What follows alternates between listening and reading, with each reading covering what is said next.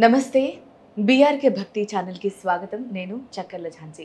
ఇవాళ మన స్టూడియోలో వాస్తు జ్యోతిష్య పురాణ ఆగమ పండితులు బ్రహ్మశ్రీ కుర్తపల్లి సురేష్ శర్మ గురువు గారు ఉన్నారు. గురుగారితో మాట్లాడదాం. నమస్కారం గురుగారు. గురుగారు, జూలై 25 జ్యేష్ఠ అమావాస్య కాబట్టి ఆ రోజు యొక్క ప్రాముఖ్యత తెలియజేయండి. అలాగే ఆ రోజు చేయవలసిన పనులు, చేయకూడని పనుల గురించి కూడా వివరించండి గురుగారు. అమావాస్య ప్రతి మాసంలోనూ వస్తుందమ్మా. అయితే కొంతవరకు బాధాకరంగా అనిపించే విషయాలు ఏంటంటే, నిజంగా కొన్ని అమావాస్యలు విశిష్టమైనవి ఉన్నాయి. త్రయ అమావాస్య, పోలాల అమావాస్య, మహాలయ అమావాస్య. శాస్త్రంలో చెప్పినవి అమావాస్యలు ఏవైతే ఉన్నాయో అవి నిజంగా ఆచరణీయం, అనుసరణీయం. అట్టని చెప్పేసి ఇప్పుడు ప్రతిదాన్ని మనం అప్లై చేయలేం. అయితే ఈ అమావాస్య ఏదైతే మనకు వస్తుందో, ఈ అమావాస్యకి జ్యేష్ఠ అమావాస్యలో ఒక రాజు కానీ, అంటే జాతకరీత్యా రాజు పాపగ్రహం అయినప్పుడు లేదా క్రూరగ్రహం అయినప్పుడు, అంటే పాపగ్రహంకి క్రూరగ్రహానికి తేడా ఏంటి అనేటువంటి క్వశ్చన్ కూడా వస్తుంది. పాపగ్రహం అంటే ఒక తను ఉండకూడని ప్లేస్లో ఒక గ్రహం, అంటే ఇప్పుడు గురువు మంచి గ్రహమే కానీ శత్రుగతిలోనో నీచగతిలోనో ఉన్నప్పుడు అది టెంపరీగా పాపగ్రహమే అవుతుంది. కానీ క్రూరగ్రహం అట్ట కాదు, అది ఎక్కడ ఉన్నా అది క్రూరం చేస్తూనే ఉంటుంది. అఫ్ కోర్స్ ఆ క్రూరత్వంలో కూడా మంచి జరిగేది ఉంటుంది.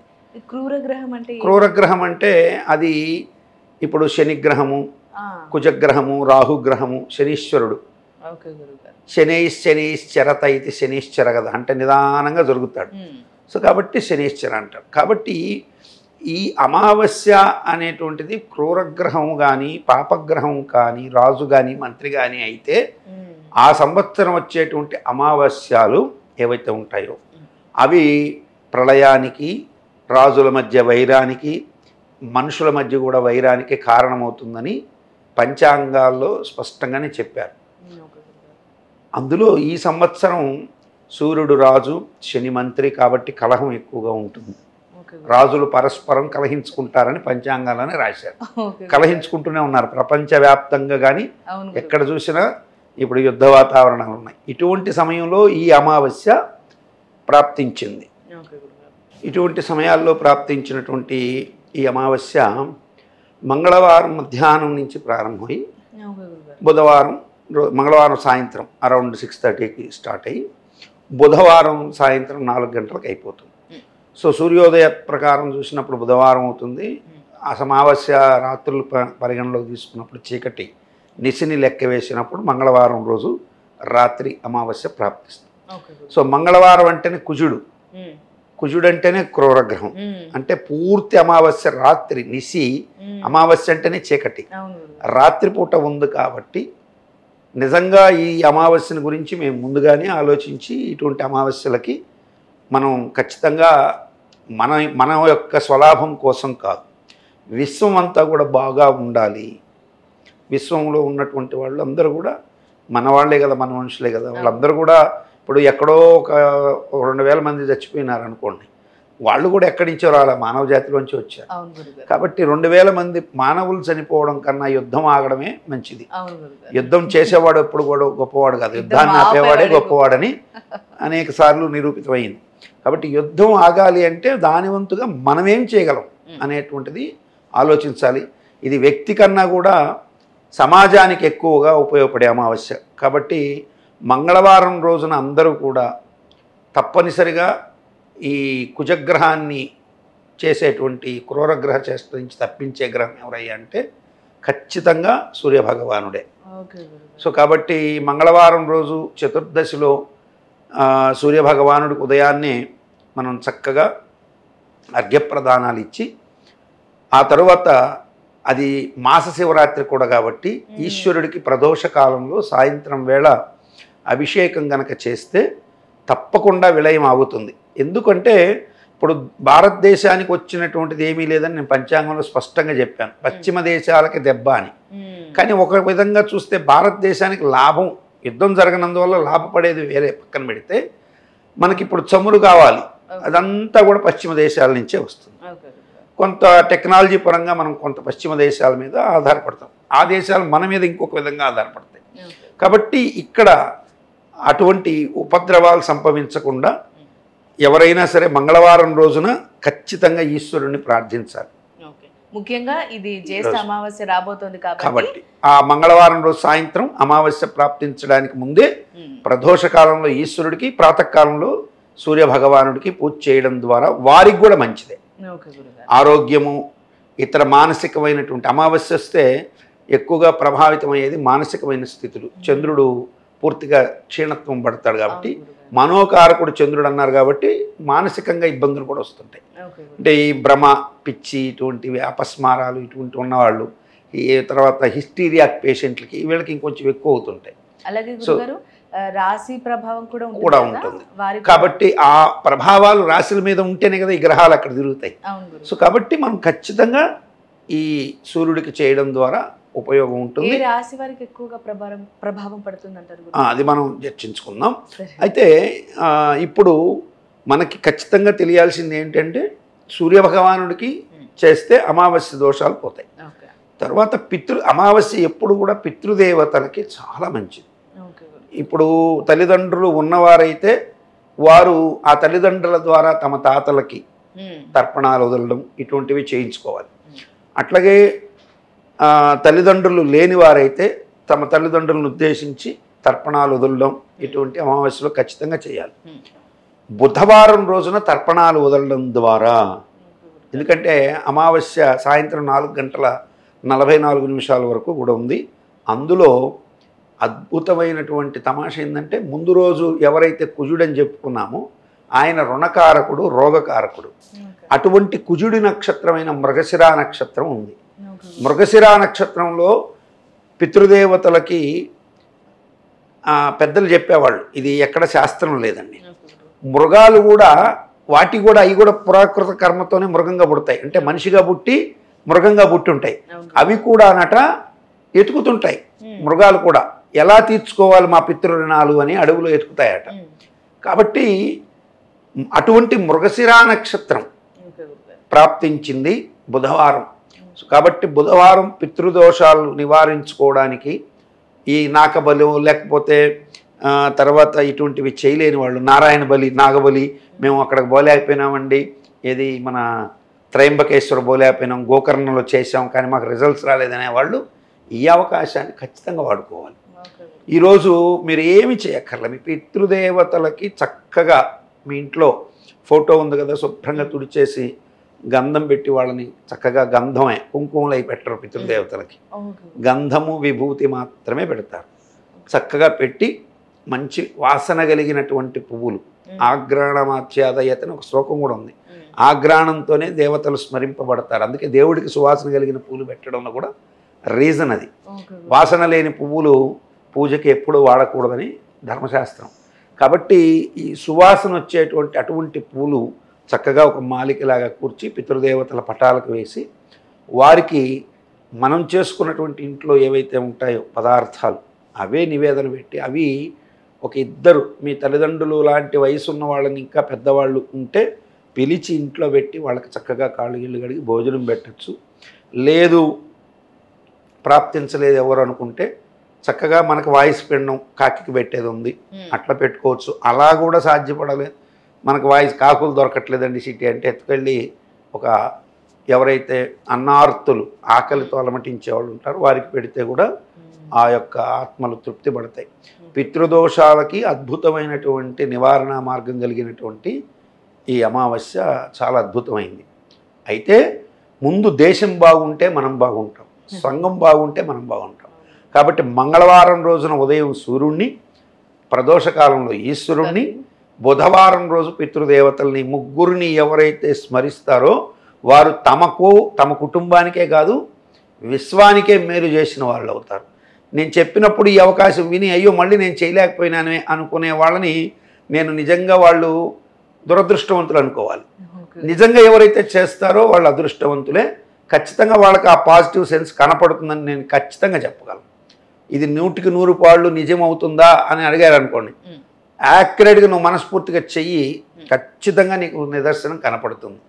సంవత్సరం తిరిగే లోపల నీకు ఆ ఫలితం ఉంటుంది, ఓకే ఎలాగైనా ఉంటుంది. ఏ రూపంలో అయినా నీకు ఒక మంచి శుభం, గుర్తుపెట్టుకోదగినంత గొప్ప శుభం జరిగే అవకాశాలు ఖచ్చితంగా ఉంటాయి. ఇది గతంలో ఒక అమావాస్య ఇట్లాంటిదే ప్రాప్తించినప్పుడు 2019లో నా మాట మీద విపరీతమైనటువంటి నమ్మకం నన్ను అనుసరిస్తున్నటువంటి ఒక భార్యాభర్తలు ఇంత గట్టిగా చెప్తున్నారు గురుగారని, వారు ఏదో పిల్లలు లేరు వాళ్ళకి 7 సంవత్సరాలు, వారు చేశారు. తర్వాత కలిగారు. గురుగారి బిడ్డకి ఏం పేరు పెట్టమంటారంటే మీ తల్లిదండ్రుల పేరు కలిసేటట్టుగా, అమ్మవారి పేరు కలిసేటట్టుగా మంచి పేరు పెట్టుకోండి. నేను నక్షత్ర ప్రకారం నా పేరు కూడా నిర్ణయించడం జరిగింది. కాబట్టి ఖచ్చితంగా శుభాన్ని పొందే అవకాశాలు అయితే ఈ అమావాస్యలు ఇలా ఉంటాయి. కానీ ఇంకేదో మనం ఏదో చేద్దాము ఇటు చేద్దాం అనుకోవడం కన్నా విజ్ఞానపరంగా కూడా ఆలోచించి సొసైటీకి మేలు చేసే పరంగా ఆలోచించి చెప్పే ఇటువంటి మాటలు చేయడం ద్వారా, అంటే మీ పక్క వాళ్ళు బాగుంటే మనం బాగుంటాం ఆటోమేటిక్గా. ఇప్పుడు ఎవరు లేనప్పుడు మీరు గాలిలో చవితి కొట్టుకుని ఏం ప్రయోజనం? భజన చేయాలన్నా యుద్ధం చేయాలన్నా 2 చేతులు చప్పుడు కావాలి. కాబట్టి నీవు మంచి కోసం యుద్ధం చేయక్కర్లేదు, జరుగుతున్న యుద్ధాన్ని ఆపడం కోసంగా మాత్రం ఒక బాధ్యత, నీ యొక్క ఆరోగ్య భాగ్యాల కోసం ఒక బాధ్యత, తర్వాత మీ పితృదేవతల్ని తరింపజేసుకోవడానికి నువ్వు ఏదోదో క్షేత్రాలు తిరగడం కన్నా ఈ అవకాశాన్ని వాడుకోవడం అనేది మాత్రం అద్భుతం. అందులో దీనికి ముందు ఖచ్చితంగా ఒక 15 రోజుల ముందు ఒక పౌర్ణమి ప్రాప్తించింది. అది ఏరువాక పున్నమి, జ్యేష్ఠ మాసంలో వచ్చే పౌర్ణమి. ఏరువాక పున్నమి రోజు విత్తనాలు నాటుతారు, నీళ్లు ఊరికే చల్లి ఆ వర్షానికి ఏరువాకని నాటుతారు. సో దాంట్లోని అంతరార్థ ప్రకారం కూడా ఈ యొక్క అమావాస్య ఏదైతే ఉందో ఇప్పుడు వచ్చిన అమావాస్య చాలా అద్భుతమైంది. లోతుగా వెళితే చాలా విశ్లేషణ ఉంది దాని మీద. సో మంగళకరము, సకల శుభాలని కలిగించేటువంటిది. దీన్ని చెడుగా ఆలోచించుకొని ఏదో శత్రువులు దీని భయం అనుకునే కన్నా దాన్ని నివారించుకోవడానికి వాడుకోవడం ద్వారా శుభాన్ని పొందే అవకాశాలు ఖచ్చితంగా ఉన్నాయి. ఓకే గురుగారు, మరి ఈరోజు చేయకూడని పనులేంటి గురుగారు? సహజంగా ఈ అమావాస్య ఒక్కరోజని కాదమ్మా, ఓకే, ఎప్పుడు అమావాస్య వచ్చినా మీరు ఈ పనులు చేశారా దరిద్రం మిమ్మల్ని 7 జన్మలకు కూడా వదలదు. మీరు ఎవరు బాధపడ్డా నేను దాంట్లో ఏమీ అనుమానపడే ప్రశ్నే లేదు. మీరు మిగతా రోజుల్లో కొంచెం లేకపోయినాము, కొంచెం ఓపికలో లేదు, రాత్రి పొద్దుపోయింది అనుకోవచ్చు. కానీ అమావాస్య ప్రాప్తించిన రోజు గనక సూర్యోదయాత్ పూర్వం నిద్రలేయకపోతే ఖచ్చితంగా వారికి ఆ సంవత్సరంలో నెగిటివిటీస్ ఎక్కువ ఉంటాయి. ఒక్క అమావాస్య రోజు ఉంటే, మరి 12 అమావాస్యలకు అదే విధంగా ఉంటే 12 సంవత్సరాలు పుష్కర కాలం బాధపడుతూనే ఉంటారు. కాబట్టి అమావాస్య ఎప్పుడు ప్రాప్తించినా సరే మీరు వివేకోజామున నిద్రించడం అనేది చాలా తప్పు. రెండవది, అమావాస్య రోజు నా నఖం చిద్యత అన్నాడు, అంటే గోల్డ్ అస్సలు తీయకూడదు. ఖచ్చితంగా శిరస్సుకి క్షురకర్మ చేయించుకోవాలి. చాలామంది అమావాస్యకి క్షురకర్మ చేయించుకోరు. కానీ అమావాస్య రోజు వెంట్రుకలు కట్ చేయించుకుంటే చాలా శుభం.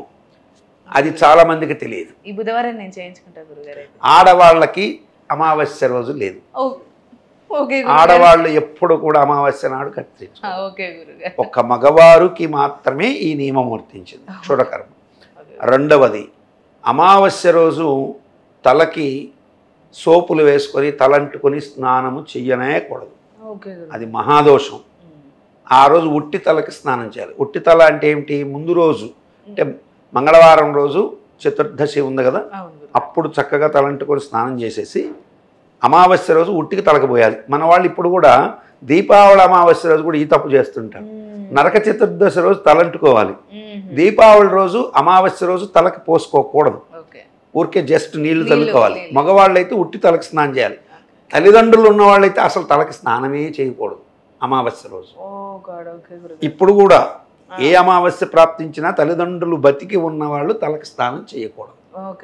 వారు కూడా క్షురకర్మలు చేయించకూడదు. మరలా మగవాళ్ళందరికీ అని ఇందాక అనుకున్నది తప్పు. మరలా అక్కడ కూడా తల్లిదండ్రులు ఉన్నవారు మాత్రం ఖచ్చితంగా తల వెంట్రుకల మీద చెయ్యే పెట్టకూడదు. కాబట్టి ఇన్ని రకాలుగా అమావాస్య ఉంటుంది. రెండవది, అమావాస్య రోజు అందరూ చేసే అతి కామన్ తప్పు ఏంటి తెలుసా? బ్రాహ్మణులను వదిలేసేయండి, వెజిటేరియన్ బ్రాహ్మణులు కాని వాళ్ళని కూడా వెజిటేరియన్స్ ఉంటారు, వాళ్ళని కూడా పక్కకు పెట్టేస్తే నాన్ వెజిటేరియన్ తినేవాళ్ళు మాకు అస్సలు అది లేకపోతే ముద్ద దిగదు అనేటువంటి వాళ్ళు కూడా నాతో చెప్పిన వాళ్ళు ఉన్నారు. అమావాస్య రోజు మృతాన్నం అంటే చచ్చిపోయిన పదార్థాన్ని వండి పచనం చేసి తినేటువంటి వాళ్ళు.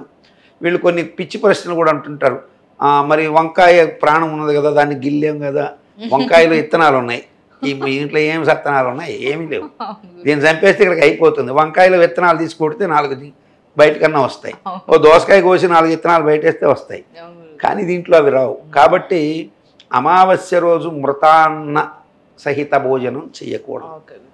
రక్తాన్నము అని అంటే ఎర్రన్నం అని వస్తుంది, మాంసాన్నం కిందకు వచ్చినప్పుడు రుదినాన్నం అని వస్తుంది. సో ఎర్రటి రక్తంతో కలిసిన ఆ పదార్థాలు, ఎర్రటి మసాలాలు ఇవి తింటే ఖచ్చితంగా అవి అనారోగ్యకరమైనవి అని శాస్త్రం స్పష్టంగా చెప్పింది. రెండవ రోజు ఇంకొకటి, ఇది తెలిసి చేసే తప్పులు చాలామంది, మాంసాహారం, మధువు తాగడం, ఇది మహాదోషం. ఇవన్నిటికంటే కూడా అతి ప్రమాదకరమైంది ఏమిటంటే అమావాస్య రోజు అబద్ధాలు చెప్పనే కూడదు. నీ ప్రాణం పోయినా సరే, ఆ రోజు నేను చంపేస్తున్నారు అనుకోండి, సహజంగా మా ప్రాణ విత్త మాన భంగమందు బొంకవచ్చునది బొంకు కాదనేది అని ఒక శ్లోకం ఉంది. అంటే ప్రాణం పోయేటప్పుడు, మానం పోయేటప్పుడు, అట్లాగే విత్తం డబ్బులు పోయేటప్పుడు అబద్ధం చెప్పచ్చని. అమావాస్య రోజు గనక అబద్ధం చెబితే దానివల్ల ఇప్పుడు నువ్వు ధనానికి సంబంధించి అబద్ధం చెప్పావు అనుకోండి, ఖచ్చితంగా ఆ ధనం రాక నువ్వు ఇబ్బంది పడతావు. ప్రాణానికి సంబంధించి అంటే నీ ప్రాణానికి అబద్ధం చెప్పుకోవడంలో తప్పు లేదు, స్వధర్మ రక్షణ అది. ఇతరుల ప్రాణానికి సంబంధించి నువ్వు వాళ్ళ మీద తొంటి మాటలు ఏదో ఒకటి వాళ్ళకి హాని కలిగించేటువంటి, ప్రాణహాని కలిగించేటువంటి అబద్ధాలు చెప్తే ఖచ్చితంగా, అంటే తప్పుడు సాక్ష్యాలు కోర్టుకి వెళ్ళి తప్పుడు సాక్ష్యాలు చెప్పేవాళ్ళు అమావాస్య వచ్చింది రేపు బుధవారం, కోర్టులోకి వెళ్ళి అది అబద్ధం అని తెలిసినా సరే, అబద్ధం అని తెలుస్తున్నా కానీ అబద్ధం అని చెప్పాడు అనుకోండి, ఖచ్చితంగా వాళ్ళ ఇంట్లో ఏదో జరుగుతుంది, నో డౌట్ అట్ ఆల్. కాబట్టి అక్కడ చెప్పకూడదు. మాన విషయాలు అంటే అభిమానానికి సంబంధించిన విషయాల్లో కూడా, అట్లాగే శీల సంబంధమైన క్యారెక్టర్ డిసైడ్ చేసే విషయాల్లో కూడా అబద్ధాలు చెప్పకూడదు అమావాస్య పూట. ఇక తినకూడని అమావాస్య రోజు అస్సలు ముట్టకూడని పదార్థం, మృత భోజనం తర్వాత వెజిటేరియన్స్ ముట్టకూడనిది ఏమిటి అంటే ఉల్లి, వెల్లుల్లి. ఆదివారం అమావాస్య వస్తే మన వాళ్ళు మసాలాలు దట్టించుకొని నాన్ వెజిటేరియన్ కావచ్చు, వెజిటేరియన్ కావచ్చు, పన్నీర్ బటర్ మసాలా ఏదేదో చెప్తుంటారు. ఆదివారమనే కాదు, అమావాస్య రోజు ఉల్లి వెల్లుల్లి తినడం వల్ల వచ్చేటువంటి ఉత్పాతాలు లైవ్లో అనుభవించిన వాళ్ళు నాకు కొంతమంది చెప్పారు. చెప్పకముందు నాకు తెలియదండి, అంత అబ్జర్వ్ చేయలేదు, కానీ తిన్న తర్వాత మీరు చెప్పింది జరిగినాయన్నారు. ఈ అమావాస్య రోజు ఆ ఉల్లి వెల్లుల్లి తిన్నటువంటి వాళ్ళకి కోపోద్రిక్తతలు పెరుగుతాయి. ఆ ప్రభావం అమావాస్య నుంచి ఏదైతే మళ్ళీ సప్తమి అష్టమి దాటి దశమి రోజు చంద్రుడు పూర్తి స్థాయికి వచ్చేంత వరకు ఆ ప్రభావాలు ఉంటాయి. అంటే అమావాస్య రోజు తిన్న దగ్గర నుంచి 8 రోజుల లోపల లేదా 9 రోజుల లోపల వాళ్ళు ఇంకొకరితో కాంట్రవర్షన్ కామెంట్ చేయడము, లేదా వాళ్ళు వీళ్ళని రెచ్చగొట్టి పించింగ్ చేసి వాళ్ళు ఏదో ఒకటి గొడవ పడ్డము, కొట్టుకోవడము ఖచ్చితంగా జరిగే అవకాశాలు స్పష్టంగా ఉంటాయి. దాన్ని అవాయిడ్ చేస్తే సురక్షితంగా ఉంటారు. ఇక రాసుల మీద ప్రభావం అని అడిగావు, దాని గురించి ఇప్పుడు మనం చర్చించుకుందాం. ఇప్పుడు 12 రాసుల మీద ఈ అమావాస్య ఎక్కడ ప్రాప్తించింది అనుకున్నాం? రోహిణీ నక్షత్రంలో, అట్లాగే మృగశిర నక్షత్రాల్లో ప్రాప్తించింది.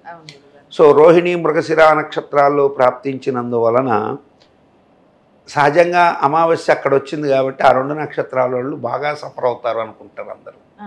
కానీ తెలుసుకోవాల్సిన సత్యం ఏంటంటే వృషభ రాశి వారికి అద్భుతమైన యోగం కలుగుతుంది, చీకటి వెళ్ళిపోతుంది. So they are getting good, మంచి ప్రాఫిట్స్ ఉంటాయి. అయితే ఎక్కువగా సఫర్ అయ్యేటువంటిది అనేది ఒక మాట ఉంటుంది. అది ఎక్కడంటే శని మీనరాశిలో ఉన్నాడు. సో మీనరాశిలో శని ఉండడం చేత ఆ శని రాశి ఏదైతే ఉందో అది వృషభ రాశిని చూస్తూ, అట్లాగే వృషభ రాశికి అష్టమ రాశి అయిన ధనుస్సును కూడా శని చూస్తున్నాడు. ఈ అమావాస్యకి శనికి ఒక దగ్గర సంబంధం ఉంది. అది చాలా ప్రాచీనంగా చాలాసార్లు చెప్పాను. సో మనకి అమావాస్య వస్తే ముందు మీరు అమావాస్య అనగానే ఒక వారం చెప్పండి. బాగా అమావాస్య అంటే ఈ వారం బాగా ప్రాచుర్యం అంటుంటారు. ఏ వారం? అమావాస్య వస్తే ఈ వారం ప్రాచుర్యం అంటుంటారు. అమావాస్య ఆదివారం కదా. అంటే అమావాస్య ఆదివారం అర్ధరాత్రి కథలు ఇస్తారు. ఆదివారానికి ముందు వచ్చే వారం ఏంటి? శనివారం. సో సూర్యుడు కొడుకు అయినటువంటి వాడు శని. ఈయన ఎవరికి పుట్టాడు? ఛాయాదేవికి నీడక పుట్టాడు. అందుకని శనికి సూర్యుడికి దగ్గర సంబంధం ఉంటుంది. ఈ సంవత్సరం సూర్యుడు రాజుగా ఉండడం, శని సేనాధిపత్యం వహించడం, చంద్రుడు మంత్రిగా ఉండడం. కాబట్టి శని గురువు రాశిలో ఉన్నాడు, గురువు రాశిని చూస్తున్నాడు, గురువుకి కేంద్రంలో ఉన్నాడు. కాబట్టి మీనరాశి వారి మీద ఆ ప్రభావాలు ఉంటాయి. ధనుసు రాశి మీద కొద్దిగా ప్రభావం ఉంటుంది. కాబట్టి అది తెలుసుకోవాలి. ఆ రాసుల వాళ్ళు మళ్ళీ ఏమీ భయాందోళనకు గురి అవ్వాల్సినంత లేదు. కానీ మీరు చేస్తున్నటువంటి పనుల్లో ఉద్రేకతలు చోటు చేసుకోకుండా చూసుకోండి. చాలా కూల్గా ఉండండి. ఇప్పుడు ఇందాక చెప్పాను చూసారా, ఇప్పుడు ఈ అమావాస్య రోజు ఉల్లిపాయ వెల్లుల్లిపాయ తిని కొంచెం మసాలాలు దట్టించుకొని తిన్నవాడు వచ్చి మిమ్మల్ని అటు గిచ్చుతాడు. కొంచెం ఓర్చుకొని వాడు చెప్పేది కొంచెం స్థిమితంగా వినడానికి ప్రయత్నించి తర్వాత మీరు దానికి తగిన రీతిగా స్పందించితే మీకు మంచి జరిగే అవకాశాలు ఉంటాయి. ఇక వృషభ రాశి తర్వాత కొంత యోగాన్ని పొందేటువంటిది కుంభరాశి. కుంభరాశి తర్వాత సింహరాశి వారికి మంచి యోగాలు ఉంటాయి. సింహరాశికి అష్టమశని అందరూ భయపెట్టి ఊదరగొడుతున్నారు, కానీ సింహరాశి వారికి మంచి యోగాలు ఉంటాయి. ఇక కన్యారాశి వారికి కొంచెం ఇబ్బందికరమైన పరిస్థితి ఉంటుంది కొద్దిగా. అంటే పనులు చికాకు పుట్టించే అవకాశాలు ఉంటాయి. మిథున, కర్కాటక, వృశ్చిక, తుల, మకర రాశులకి ప్రత్యేకమైనటువంటి కొన్ని అనుభవాలు అంటే ఎక్స్పీరియన్సెస్ ఎదురయ్యే అవకాశాలు ఉంటాయి. అందులో ఆర్థికపరమైనటువంటి గొప్ప లాభాలు మకర రాశి వారికి ఉంటాయి. ఆర్థికపరమైన చర్చలు జరిగే అవకాశాలు మిథున, కర్కాటక, తుల, వృశ్చిక రాశి వారికి ఉంటాయి. కానీ బెటర్ ప్రాఫిట్స్ 5 మంది కూర్చొని లాభాల గురించి చర్చించుకుంటుంటే ఒకడొచ్చి చల్లగా మూట ఎత్తుకొని సాయం పాసుకు వేస్తాను వెళ్ళిపోతారు చూసారా, అలా మకర రాశి వాళ్ళు ఎత్తుకొని వెళ్ళిపోయే అవకాశాలు ఉంటాయి. సో అయితే ఈ చర్చల వల్ల వీళ్ళకి కొంచెం ఎక్స్పీరియన్సెస్, లాభాలు కూడా కొంతమేర వచ్చే అవకాశాలు కూడా ఈ మిథున, కర్కాటక, అట్లాగే తుల, ఈ వృశ్చిక రాశి వారికి ఉండే అవకాశాలు ఉంటాయి.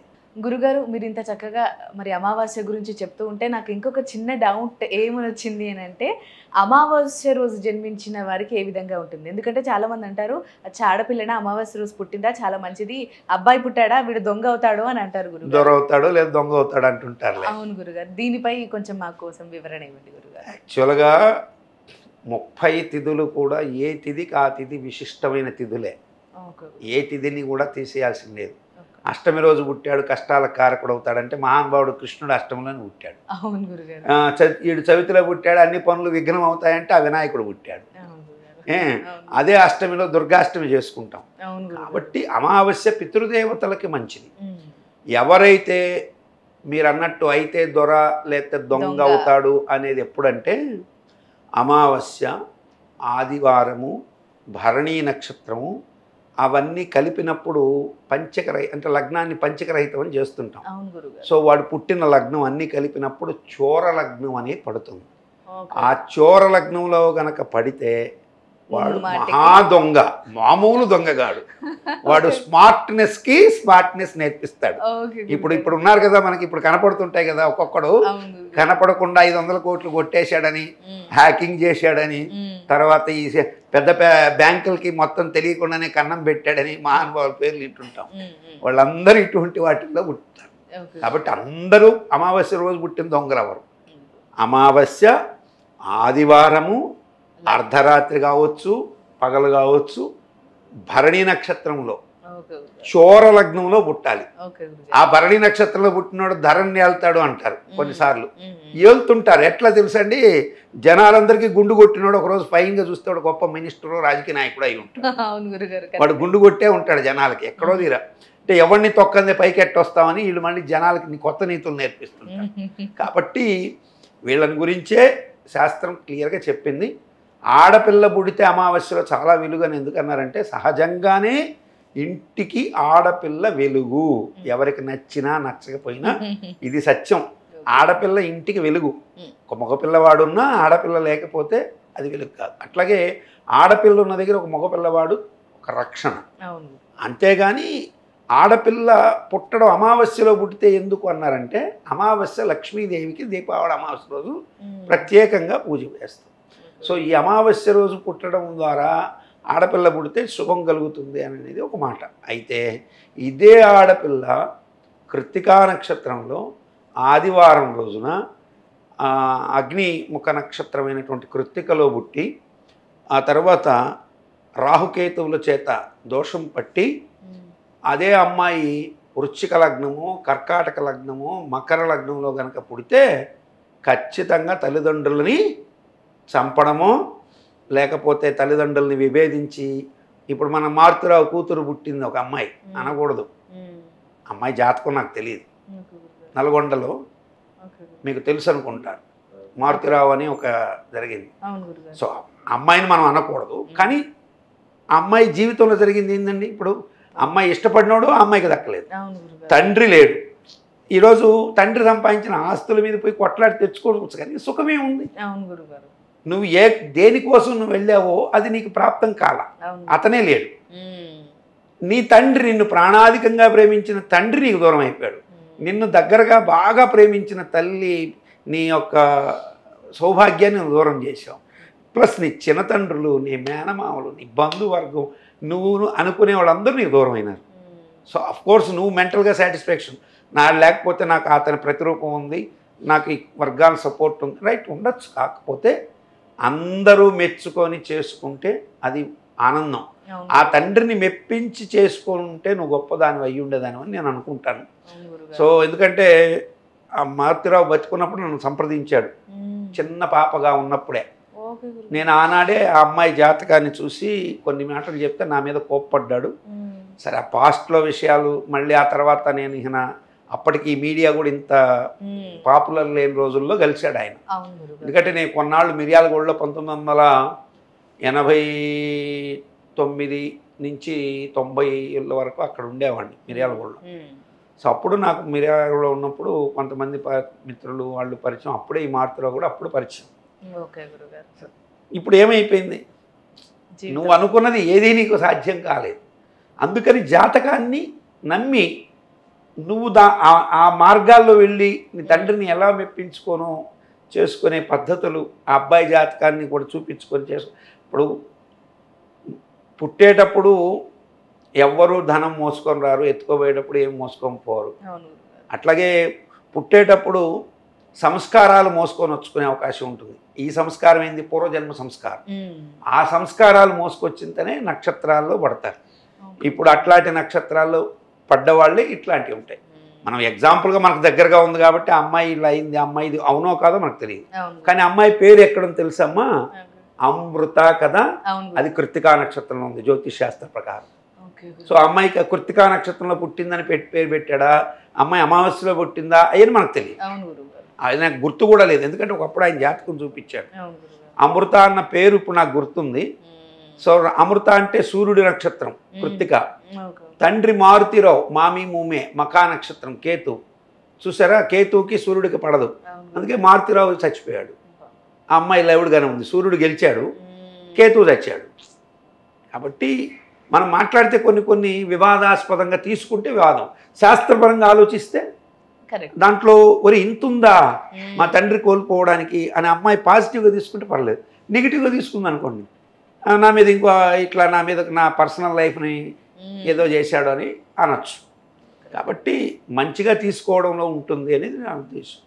చూసారా, ఇప్పుడు ఆ అమ్మాయి జీవితం వివాదాల్లోకి అంటే రకరకాలుగా ఇబ్బంది.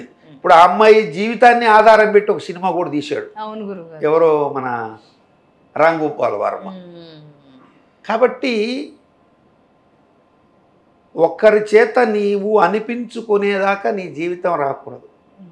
ఒకరు నిన్ను వేలెత్తి చూపనంతగా బతకే వాళ్ళు గొప్పవాళ్ళు. సో నేను నిజంగా అమ్మాయి యొక్క పరిస్థితి పాపం నిజంగా దారుణం. ఆయన మారుతిరావు కూడా కొంచెం సానుకూలంగా ఆలోచించి ఉంటే బాగుండు, కానీ గ్రహాలు అలా చేయవు.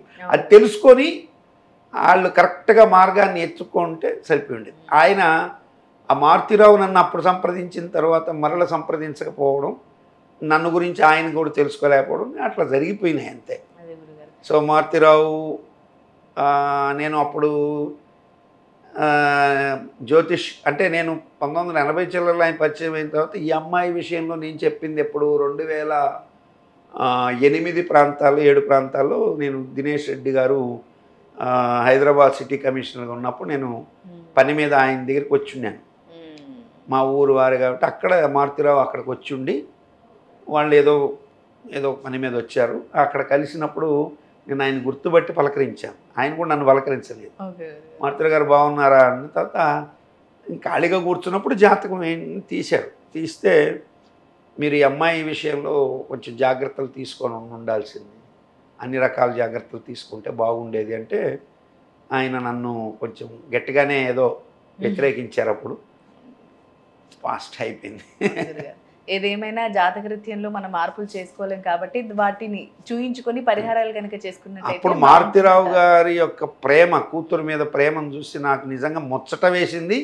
కానీ కూతురుని ఏం కావాలో తెలుసుకోలేకపోవడం, కూతుర్ని ఎలా పెంచుకోవాలి అనేటువంటి విషయాల్లో కూడా ఓవర్ ప్యాంపరింగ్కి కూడా వెళ్ళాడేమో అనిపించింది. ఎందుకంటే పిల్లలు అడిగిందల్లా తీసిస్తూ వస్తే వాళ్ళకి ఏం తెలియదు. వాళ్ళకి ఏది కావాలి అంటే ఇప్పుడు వాళ్ళు విద్యాబుద్ధులు సంస్కారాలు ఎంచుకునేటట్టుగా పెంచాలి. అంటే మంచి జీవితం కావాలి, ఎంఎస్ చేయాలి, అంత పెద్ద వయసు కూడా చక్కగా అమెరికాకి వెళ్ళి చదువుకొని మంచి లైఫ్ గడిపి రావచ్చు. అంతా చిన్నాభిన్నమే. ఓకే గురుగారు, మరి అమావాస్య రోజు పుట్టిన అమ్మాయికి కానీ అబ్బాయికి కానీ ఏ విధంగా ఉంటుంది అనేది ఒక ఎగ్జాంపుల్తో పాటు చక్కగా చెప్పారు గురుగారు. Thank you so much. Thank you.